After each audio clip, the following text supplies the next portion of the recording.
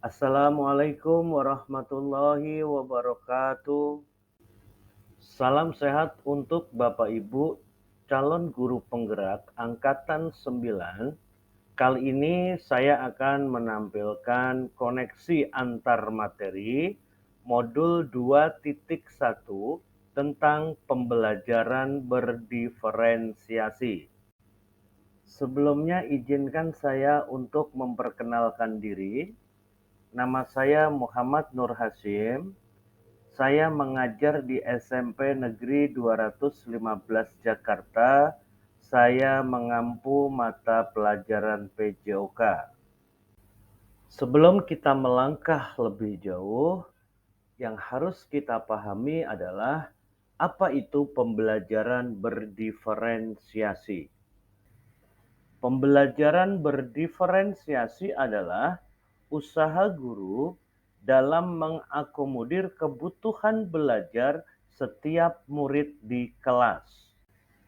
Bagaimana cara untuk dapat melakukan pembelajaran berdiferensiasi di kelas? Supaya dapat menerapkan pembelajaran berdiferensiasi di kelas, guru harus satu memahami tujuan pembelajaran. Yang kedua, guru harus mengetahui dan merespon kebutuhan murid. Tiga, menciptakan pembelajaran yang dapat mengundang murid untuk belajar. Yang keempat, melakukan manajemen kelas yang efektif. Yang kelima, guru harus mampu melakukan penilaian yang berkelanjutan. Berkaitan dengan kebutuhan murid, guru juga harus memahami 3 aspek berikut. Yang pertama adalah kesiapan belajar murid atau readiness. Yang kedua, guru harus memahami minat murid.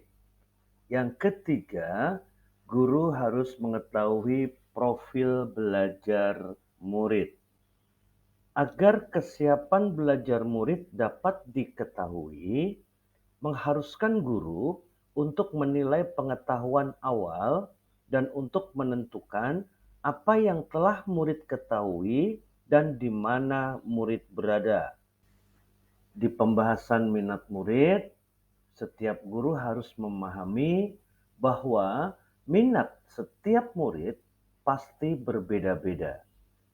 Minat merupakan salah satu motivator penting bagi murid untuk terus terlibat aktif dalam pembelajaran.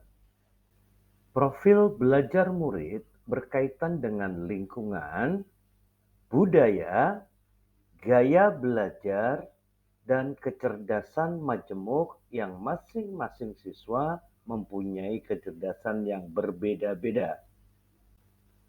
Untuk mengetahui kebutuhan belajar murid dapat diketahui dengan langkah sebagai berikut.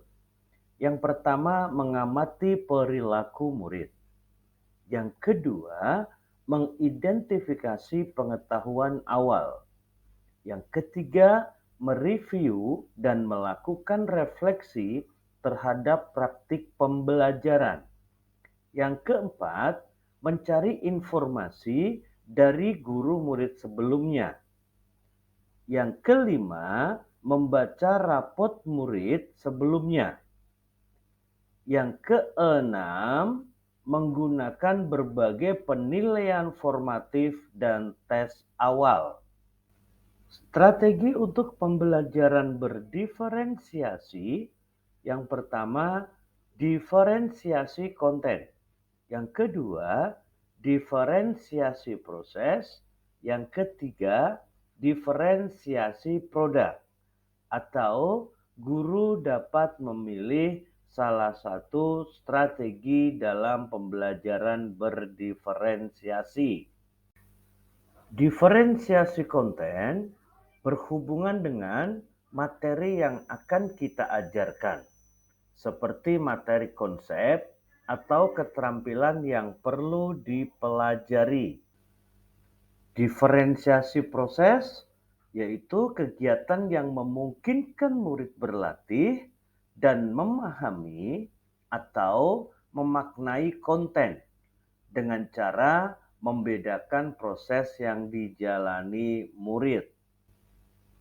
Diferensiasi produk, sebuah hasil yang menunjukkan murid telah memahami dengan cara membedakan atau memodifikasi produk sebagai hasil latihan.